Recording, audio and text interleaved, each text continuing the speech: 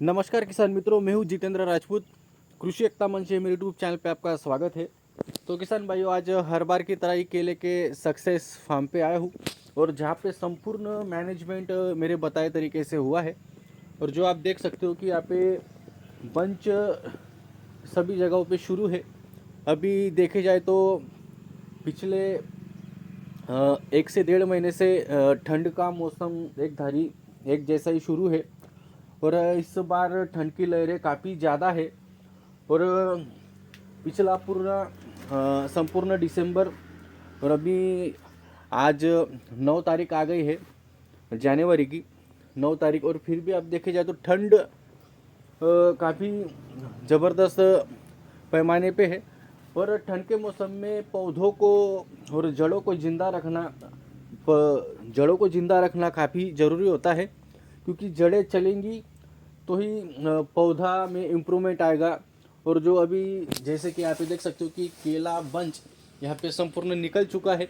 और केला बंच का आप साइज देखिए और केला बंच की फिंगर ऑफ क्वांटिटी और गैपिंग देख सकते हैं किसान मित्रों कि ये गैपिंग अभी जैसे कि ठंड काफ़ी ज़्यादा है, रात का टेम्परेचर काफ़ी नीचे जा रहा है, यानी 15-12 के करीब रात का टेम्परेचर आ रहा है। और दिन का टेम्परेचर भी जितना चाहिए, जितना सनलाइट पौधों को चाहिए तो उतना सनलाइट मिल नहीं पा रहा है। कोहरा ज़्यादा है, इस वजह से काफ़ी सारी समस्या है जैसे केला पौधों में आ रही है, केला पौधे हो या अन्य खेती। क्योंकि सनलाइट पौधों को अपना खाना बनाने के लिए सनलाइट ही चाहिए होता है, क्लोरोफिल बनाने के लिए, फोटोसिंथेसिस के लिए। तो किसान मित्रों, अभी सभी किसानों को यह समस्या केला खेती में, अगर जो केला खेती कर रहा है तो केला खेती में आ सकती है। जैसे कि बंच सही तरीके से ना निकलना, जैसे बंच में गैपिंग ना आना, और जो डोड़ा है, जो बंच का जो कमल है वो अटक जाना सही तरीके से। वो आप देखिए अभी बंच निकला हुआ है, बंच का साइज नहीं आना, फिंगर ऑफ क्वांटिटी नहीं आना, इस तरीके की काफ़ी सारी समस्याएं किसान मित्रों को आ सकती है। यहाँ पे आपको दिखाता हूँ मैं। आप बंच का जो डंडा है, आप डंडे को देखिए। डंडा जैसे कि बंच केले में स्टेम के साइज के साथ जैसा स्टेम होगा उस तरीके का बंच होगा, जैसे मैं आपको बताते रहता हूँ। और उस जितना बंच है, स्टेम और बंच, उसी के हिसाब से जो डंडे का साइज भी आना चाहिए किसान मित्रों, वो उसके हाथ होते हैं और वहाँ से ही संपूर्ण न्यूट्रिशन सप्लाई होती है। तो आप देखिए किसान भाइयों, ठंड है फिर भी जैसे आप मैनेजमेंट करते हो, ठंड में भी इस तरीके का बंच निकालना महत्वपूर्ण होता है, ज़रूरी होता है। क्योंकि ठंड अभी भी जनवरी है तो यह महीना संपूर्ण चलेगा। और जो भी अभी जिन किसानों के बंच शुरू है अथवा बंच निकल चुके हैं, तो काफ़ी सारी समस्याएं उनको आ सकती है। तो आप न्यूट्रिशन मैनेजमेंट पे ज़्यादा से ज़्यादा फोकस करें। न्यूट्रिशन मैनेजमेंट जैसे कि खाद, जो आप न्यूट्रिशन नीचे दे रहे हो तो उसमें ज़्यादा से ज़्यादा जड़ों में गर्मी पैदा करे, ऐसे इस तरीके का आप खाद का आपको मैनेजमेंट करना है। जिसमें मैं आपको शेड्यूल बताऊंगा जो आप अपने खेतों में ज़रूर अप्लाई कर सकते हो। जैसे कि जड़ों में आप मैग्नीशियम सल्फेट को आप ज़्यादा से ज़्यादा यूज़ करें, क्योंकि ये क्लोरोफिल अच्छी मात्रा में बनाने का काम और करता है। और तो आप मैग्नीशियम सल्फेट का आप ठंड में यूज़ करिए। और मैग्नीशियम सल्फेट की आप ज़मीन से अगर यूज़ करते हो जड़ों के माध्यम से, ड्रिप से, तो किसान मित्रों जड़ों में अच्छी तरीके से वह एक गर्मी बनाने का, वार्मनेस बनाने का काम जड़ों में करेगा। और जितना ज़मीन को आप जिंदा रखोगे, मेरा कहने का तात्पर्य आपको यही है कि आप जड़ों को जिंदा रखिए। जड़ों को जिंदा रखना है यानी उसकी कार्यक शक्ति को बढ़ाना है। आप जितना कार्यक शक्ति को बढ़ाओगे तो उतना आपके पौधों में ह्यूमिडिटी, क्योंकि आप पौधे चलेंगे, पौधे न्यूट्रिशन उठाएंगे तो ही पौधा में क्वालिटी रहेगा, पौधे में इम्यूनिटी रहेगा। क्योंकि काफ़ी सारे किसान मित्र ऐसे होते हैं तो वह खाद, काफ़ी सारे किसान मित्रों की ऐसी सोच होती है जो मैंने सुना है कि ठंड में पौधा खाद लेता नहीं है, अथवा ठंड में जो भी हम खाद देते हैं तो वह खाद कुछ काम नहीं कर पाता है और हमारा जो नुकसान है वो, यानी जो खाद हमने डाला हुआ है वो वेस्ट हो जाता है। तो किसान मित्रों ये सोच वो मैं गलत मानता हूँ कि आप इस तरीके की सोच रखोगे तो आपको काफ़ी सारा खामियाजा भुगतना पड़ सकता है। क्योंकि बीमार पेशेंट को अगर आप सही तरीके से उसे खुराक नहीं दोगे, खाना नहीं दोगे, उस तरीके का उसे न्यूट्रिशन सप्लाई नहीं करोगे तो वह बीमार इंसान कभी भी ठीक नहीं हो सकता है। वो ज़्यादा से ज़्यादा और ज़्यादा बीमार पड़ेगा। उस तरीके से किसान मित्रों ठंड के मौसम में पौधों में इम्यूनिटी बनाने के लिए, जैसे कि आपको मैं सिंपल उदाहरण बताता हूँ, नीचे के पत्ते आपको पीले दिख रहे हैं, ऊपर के पत्ते आपको हरे दिख रहे हैं, तो इसका कारण क्या है किसान मित्रों कि ज़्यादा ठंड अगर आ जाती है तो लाइव जो फीड होता है किसान मित्रों, ज़मीन में से जो पौधा खाना उठाता है वो काफ़ी मात्रा में कम हो जाता है। मिनिमम 60 to 70% वह ज़मीन में से लेने के इतना वो काबिल नहीं हो पाता है। जैसे कि जड़ें चल नहीं पाती है, ज़्यादा अगर ठंड आ गई तो सबसे ज़्यादा असर जड़ों पे, सबसे पहला असर जड़ों पे ही होता है। सबसे जो ठंड की लहरें अगर आती है तो उसका सबसे पहला असर जड़ों पे ही होता है। तो किसान मित्रों आपको जड़ों पे ज़्यादा ध्यान देना है। अगर जड़ें अगर ज़्यादा ठंड आ गई और जड़ों को इंज्योर अगर कर दिया, उसके आई बर्ड अगर बंद हो गए, जल गए, काले हो गए, तो आपका न्यूट्रिशन सप्लाई संपूर्ण तरीके से बंद हो जाएगा। तो इसलिए पौधा अपने अंदर से जो उसने स्टोर करके रखा हुआ है वह खाना वो लेना चालू कर देता है। इसके लिए आपको ये बंच जब भी आपका निकलता है और बंच का समय जब भी आता है तो आपको यह समस्या, आपको नीचे के पत्ते पीले पड़ने की समस्या आती है। तो इस टाइम पे किसान मित्रों पौधों को न्यूट्रिशन की काफ़ी ज़रूरी होती है। तो आपको न्यूट्रिशन कभी भी बंद नहीं करना है। इसके लिए जो कुछ किसान भाई सोचते हैं कि ठंड में खाना, ठंड में न्यूट्रिशन, खाद पौधा उठाता नहीं, तो किसान मित्रों ये आपकी सोच आपको बदलनी होगी। तो किसान मित्रों आपको जैसे कि मैंने बताया, मैग्नीशियम सल्फेट आपको 1000 छोड़ के हिसाब से आपको मैं बताता हूँ। अगर बंच आपका शुरू है अथवा बंच शुरू होने वाले हैं तो आपको मैग्नीशियम सल्फेट आप ले सकते हो। मैग्नीशियम सल्फेट के साथ में आप 5 kg मैग्नीशियम सल्फेट, 5 kg आप यूरिया का प्रयोग कर सकते हो साथ में। और उसी के साथ में आप फॉस्फोरिक एसिड का आप प्रयोग कर सकते हो। फॉस्फोरिक एसिड लेना है आपको। फॉस्फोरिक के साथ में आप 24-24-0 का प्रयोग कर सकते हो। अगर जिन किसान भाइयों का बंच निकला नहीं है तो वहाँ पे बढ़िया रहेगा। और ठंड के मौसम में आप फॉस्फोरिक एसिड देते हो तो काफ़ी अच्छा होता है। और फॉस्फोरिक एसिड के साथ में आप 24-24-0, उसी के साथ में आप एक 2 से 3 किलो आप यूरिया का भी प्रयोग कर सकते हो। किसान मित्रों आपको अमोनियम सल्फेट का प्रयोग करना है। Ammonium sulphate 10 kg, potash 5 kg, क्योंकि यह समय पे पोटाश को आपको ज़्यादा देना है। अमोनियम सल्फेट भी आपको लेना है क्योंकि अमोनियम सल्फेट में सल्फर की मात्रा होती है। तो आपको इस कंडीशन में, और पोटाश से रोग प्रतिकारक शक्ति पौधे की अच्छी बनी रहती है। तो आपको पोटाश लेना काफ़ी ज़रूरी, ठंड के मौसम में काफ़ी अच्छा होता है। और उसमें आप ह्यूमिक ले सकते हो, अथवा जो बायोस्टिमुलेंट होता है किसान मित्रों, आपको बायोस्टिमुलेंट भी आपको ठंड के मौसम में जड़ों के माध्यम से देना काफ़ी बढ़िया रहता है। क्योंकि वो वातावरण को, टेम्परेचर को मेंटेन करता है। और टेम्परेचर जैसे कि ठंड और गर्मी, इस तरीके का जो उसमें प्रॉब्लम बन जाते हैं तो उसको, क्लाइमेट को कंट्रोल करने का काम बायोस्टिमुलेंट करते हो। तो आपको यह देना काफ़ी ज़रूरी है। और उसी के साथ किसान मित्रों आपको सल्फ्यूरिक एसिड भी देना है। आपको 1000 छोड़ के माध्यम से अगर दिए जाए तो आपको सल्फ्यूरिक एसिड 500 ml के हिसाब से आपको देना है। और उसी के साथ में जैसे कि आपको मैंने बताया था, सल्फ्यूरिक एसिड के साथ में आप अमोनियम सल्फेट और पोटाश का भी प्रयोग कर सकते हो। अथवा आपको सिंगल देना हो तो आप सिंगल भी आप 500 ml के हिसाब से आप कर सकते हो। उसी के साथ किसान भाइयों आपको चूना, जैसे को काफ़ी बार आपने सुना होगा कि कड़ी का चूना, बुझा हुआ चूना, तो किसान मित्रों आप चूना का भी आप प्रयोग कर सकते हो। जिसमें कैल्शियम की मात्रा काफ़ी सारी होती है और कैल्शियम मैग्नीशियम पोटाश की एबिलिटी काफ़ी अच्छी होती है इससे। तो आप और जड़ों में गर्मी बनाने का काम भी यह चूना करता है।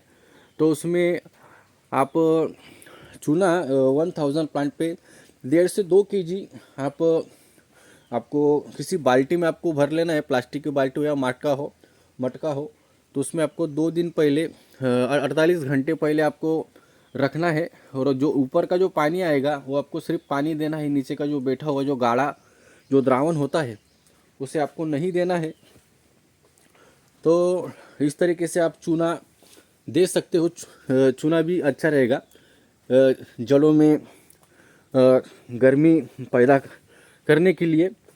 और उसी के साथ किसान मित्रों जो मैं आपको नेक्स्ट बताऊंगा वह सल्फर, जैसे कि WDG सल्फर होता है। काफ़ी किसान अगर आप खाद में आपको देना हो तो खाद में आपको 90% सल्फर, काफ़ी बार आपने सुना भी होगा, पाउडर फॉर्म में भी आता है, जैसे कि सल्फर मिल्का फर्टिस करके आता है, आप इसे भी दे सकते हो।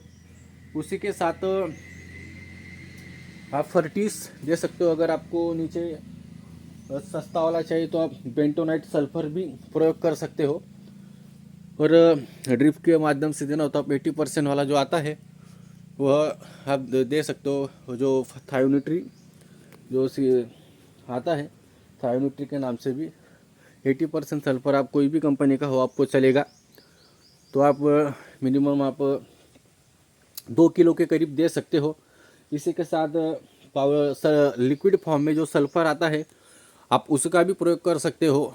उसके साथ में आप ह्यूमिक जैसे चीज़ों का, एमिनो फॉल्विक एसिड जो आता है उनका भी आप प्रयोग साथ में आप कर सकते हो, जिससे ग्रीनरी भी काफ़ी अच्छी रहेगी। और सल्फर जड़ों के माध्यम से देंगे तो आपको जड़ों के लिए भी अच्छा रहेगा, वाइट रूट भी काफ़ी अच्छी निकलेंगी उससे। और ठंड का जो असर है किसान मित्रों, इससे आपको होगा नहीं। जड़ों को आपको ज़िंदा रखना है किसान मित्रों, मेरा कहने का तात्पर्य आपको यही है, आपको ठंड में जड़ों को ज़िंदा रखना है। और जड़ों को ज़िंदा रखने के लिए आपको इस तरीके का फर्टिगेशन आपको चालू रखना है, आपको बंद नहीं करना है। अगर आपको कोई किसान बोलता है कि ठंड में कोई खातर काम नहीं करेगा तो किसान भाइयों ये सोच गलत है। तो आपको जड़ों के माध्यम से यह देना काफ़ी ज़रूरी है। अगर आपके खेतों में ड्रिप नहीं है तो अगर आप फ्लड में अगर आप नीचे दे रहे हो भर खत, तो उसमें किसान मित्रों आप जैसे कि DAP यूरिया पोटाश आपने ले लिया, उसी के साथ में आपको अच्छा में अच्छा अगर आपको बैलेंस करना है तो माइक्रोटन लीजिए। उसमें आप सल्फर फर्जात आप 5 kg के करीब आपको 1000 प्लांट पे सल्फर का प्रयोग आपको कर ही लेना है। और उसी के साथ थोड़ा 25 kg यूरिया और 10 kg आपको मैग्नीशियम सल्फेट, इस तरीके का भी अगर आप नीचे से अगर आप फर्टिगेशन करते हो, फर्टिलाइज़र देते हो तो अच्छी तरीके बहुत ही बढ़िया पैमाने पे उसका रिजल्ट आता है किसान भाइयों। और उसी के साथ में आप 13-045 के साथ में आप मैग्नीशियम सल्फेट दे सकते हो। उसी के साथ में 13-045 मैग्नीशियम सल्फेट आप सिलिकॉन जैसा प्रोडक्ट का आप यूज़ करते हो, जैसे कि मैं ओरा सिलिकॉन DF के नाम से आपने सुना होगा काफ़ी मेरी वीडियो में, आप सिलिकॉन जैसी चीज़ों को दे सकते हो। अगर पाउडर फॉर्म में आता होगा तो आप मिनिमम 500 ग्राम से लेके तो 1 kg तक आप दे सकते हो। और लिक्विड में देना हो तो आप लीटर से 1.5 लीटर तक दे सकते हैं। अगर आपको नहीं वह मिलता है, काफ़ी दुकानों पे यह मिल ही जाता है, अगर आप ढूंढोगे तो आप ठंड के मौसम में कभी, क्योंकि सिलिकॉन देने से ठंड के मौसम में काफ़ी अच्छा उसका रिजल्ट आता है किसान मित्रों, क्योंकि ये देने से जो अंदर की जो हार्मोन्स है, जो एंजाइम्स है और जो ठंडी पड़ी जो अंदर की जो गतिविधियाँ है उसको इंक्रीज करने के लिए काफ़ी अच्छा इम्प्रूवमेंट सिलिकॉन से आता है। और पौधों की इम्यूनिटी सिस्टम को वह अच्छे पैमाने पे काबू में लाता है, इंक्रीज करने का काम करता है। इसके लिए आपको सिलिकॉन जैसे प्रोडक्ट का ठंड के मौसम में काफ़ी यूज़ करना है। साथ ही में आप माइक्रोन्यूटन भी आपको देना है। माइक्रोन्यूटन अगर आप दोगे तो निंगल वाली परिस्थिति में काफ़ी अच्छी तरीके से बंच आएंगे और बंच आपके रुकेंगे नहीं। और गैपिंग, जो भी मैं आपको ये शेड्यूल बता रहा हूँ किसान मित्रों, ये बंच के लिए काफ़ी बढ़िया है। तो बंच यानी उसकी जो गैपिंग रहेगी वो काफ़ी बढ़िया आएगी। साथ ही में सबसे बढ़िया जो मैं बताना रह गया, जो कि है कैल्शियम और बोरॉन और जिंक। कैल्शियम, बोरॉन, जिंक ठंड के सीज़न में, ठंड का मौसम जब भी शुरू होता है तो आपको यह बंद नहीं करना है। हर 15 दिन पे आपको कैल्शियम का डोज दे देना है, क्योंकि कैल्शियम से क्या होता है कि ये जो कैल्शियम, बोरॉन, जिंक आप देते हो तो इससे हार्मोन्स काफ़ी सारे इंक्रीज होते हैं। तो किसान भाइयों, और जिंक जो होता है काफ़ी अच्छा, उस जो इसमें गैपिंग जो आता है, और जो 2 पत्ते की गैपिंग है और जो लंबाई आएगी किसान मित्रों, तो कैल्शियम, बोरॉन, जिंक, क्योंकि कैल्शियम का क्या क्या है कि जो उसकी पेशी भित्तिका है, जो है पे जो पौधा काफ़ी कबार यहाँ से मुड़ जाता है, टूट जाता है, तो काफ़ी समस्या आने बीच में से अगर पौधा अगर टूट चुका है, पिचक चुका है, तो समझ लीजिए कि कैल्शियम की डिफिशियंसी है। तो किसान मित्रों, क्योंकि सेल वाल को मजबूत करने के लिए कैल्शियम चाहिए होता है, तो आपको कैल्शियम, बोरॉन, जिंक ठंड के मौसम में काफ़ी, आप ये ध्यान रखना कि ठंड के मौसम में आपको कैल्शियम, बोरॉन, जिंक यह आपको हर 15 से 20 दिन में, 15 दिन पे तो आपको इन्हें दे देना चाहिए। जैसे कि 5 kg 1000 छोड़ के हिसाब से 5 kg कैल्शियम, 300 ग्राम बोरॉन और 300 ग्राम के करीब आपको जिंक दे देना है। साथ में बढ़िया रिजल्ट आता है। साथ ही में किसान मित्रों, 0050 जैसे चीज़ों का आपने यूज़ करना चाहिए। और 4 kg 1000 प्लांट के हिसाब से अगर आप 0050 देते हो तो उसी के साथ में आप 2 kg यूरिया डाल सकते हो। हम प्रतिम रिजल्ट, क्योंकि नाइट्रोजन और पोटाश का कॉम्बिनेशन सबसे बढ़िया रिजल्ट, क्योंकि पोटाश फास्ट काम करता है नाइट्रोजन के अगर साथ रहा तो किसान मित्रों आप यह भी इस्तेमाल कर सकते हो। उसी के साथ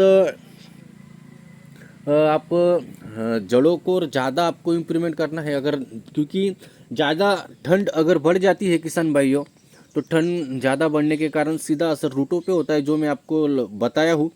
तो यह किसान मित्रों, जो रूट के साथ में जो नीचे जो हमारे जो मित्र कीटक है, जो मित्र जीव है, सजीव सृष्टि है अंदर की, जो केचुए है, जो माइक्रो ऑर्गेनिजम्स है, तो किसान मित्रों उन जीवों के लिए वो जीव भी ठंडे हो जाते हैं, अथवा उनकी कार्यक शक्ति घट जाती है ठंड के मौसम में। अगर पारा अगर काफ़ी नीचे अगर आ चुका है, 15-12 के करीब, 10 के करीब, तो जो अंदर के जो सजीव सृष्टि है वो भी संपूर्ण तरीके से ठंडी पड़ जाती है। तो उनका काम ज़्यादा बढ़ाने के लिए, रूट ज़्यादा अंदर की गर्मी को पैदा करने के लिए, रूट के ऊपर यानी ज़मीन के अंदर ज़्यादा से ज़्यादा गर्मी बनाने के लिए आप कल्चर जैसे शेड्यूल का भी फॉलोअप रख सकते हो, जैसे कि मैं बताते रहता हूँ और मैंने काफ़ी बार बताया भी है।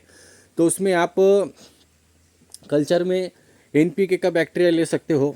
एनपीके का बैक्टीरिया जो मैं आपको बताऊंगा, वो एनपीके का बैक्टीरिया, साथ में आप ट्राइकोडर्मा ले सकते हो, और उसी के साथ में आप जिंक, बोरॉन, मैंगनीज जैसे जो बैक्टीरिया आते हैं उनका आप प्रयोग कर सकते हो।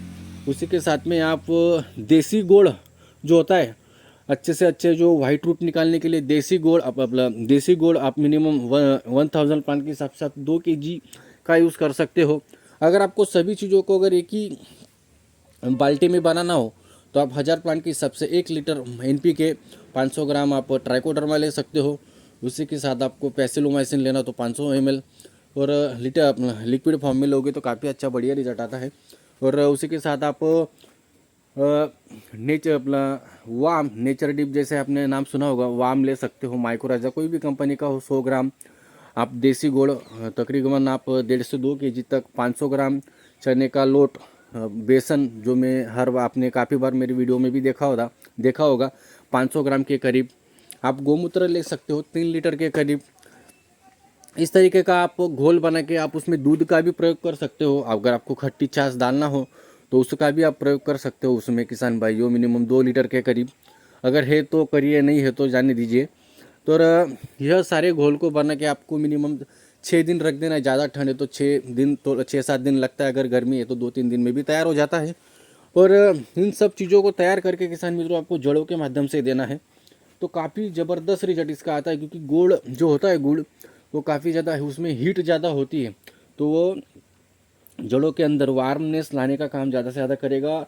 और जो इस तरीके का जो घोल आपने बनाया हुआ है, तो ज़मीन के अंदर जाने के बाद में एसिड का रिलीज़ काफ़ी होता है, और ज़मीन के अंदर जाने के बाद और जो आपने इसमें जो सभी NPK बैक्टीरिया दिए हुए हैं, तो ज़्यादा से जो NPK नीचे पड़े हुए नाइट्रोजन फास्फोरस पोटास का जो मोबिलाइजेशन ज़्यादा से ज़्यादा अच्छे से होता है।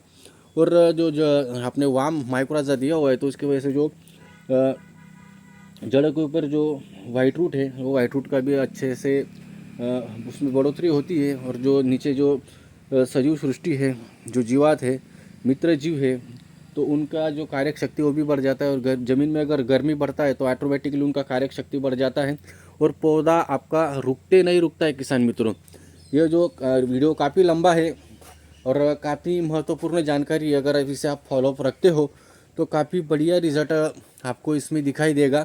सभी चीज़ों को आपको स्टेप बाय स्टेप करके अगर आपको ने दिया तो 100% आपको रिजल्ट अप्रतिम ही आएगा।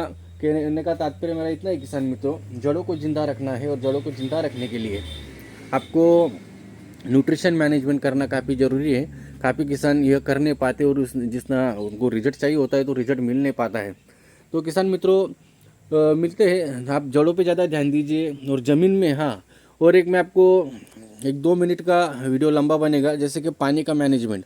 आप जब भी पानी का मैनेजमेंट किसान मित्रों, ठंड के मौसम में आप जब भी पानी का मैनेजमेंट करते हो तो रात के समय में करना चाहिए। और रात के समय में वो भी अपने कुएँ का पानी चलाना चाहिए। अपने खुद का अगर कुआँ हो तो कुएँ का पानी आप अगर देते हो तो कुएँ के पानी में वार्म ज़्यादा होता है, गर्मी ज़्यादा होती है।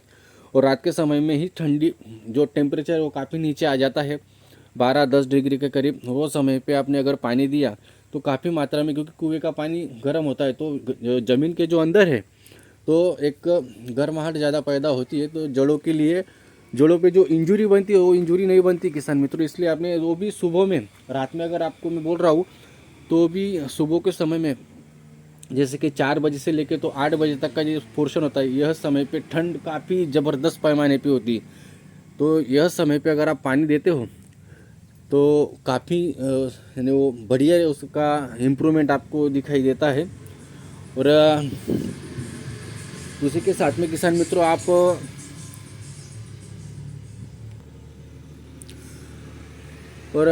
उसी के साथ किसान भाइयों, आप जैसे कि ठंड का मौसम चालू है तो आप कंडो, जैसे कि आप कोई तगारी, जैसे कि आपका पूरा खेत है तो पूरे खेत में आप संपूर्ण तरीके से गोबर के उपले जो होते हैं आप धुआं करिए। जैसे कि कोई भी नीम के पत्ते होते हैं तो ऐसे पत्तों का लेते हैं और पत्ते हैं और कुछ भी जो कचरा है और उसमें उपले, गोबर के उपले डाल के उसमें, और थोड़ा बहुत आप उसमें ऊपर जो सल्फ़र अगर आप करके अगर आप धुआं करते हो तो काफ़ी ज़बरदस्त इम्प्रूवमेंट आता है। शाम के समय में आपने ये करना चाहिए। जो खेत के अंदर संपूर्ण तरीके से गर्माहट का माहौल रहता है धुएं की वजह से, तो आपने धुआं जरूर करना चाहिए सभी जगहों पे। मिनिमम आपका पूरे खेत में 5-6 जगह पे अगर आपने धुआं किया है तो काफ़ी अच्छा इम्प्रूवमेंट आता है।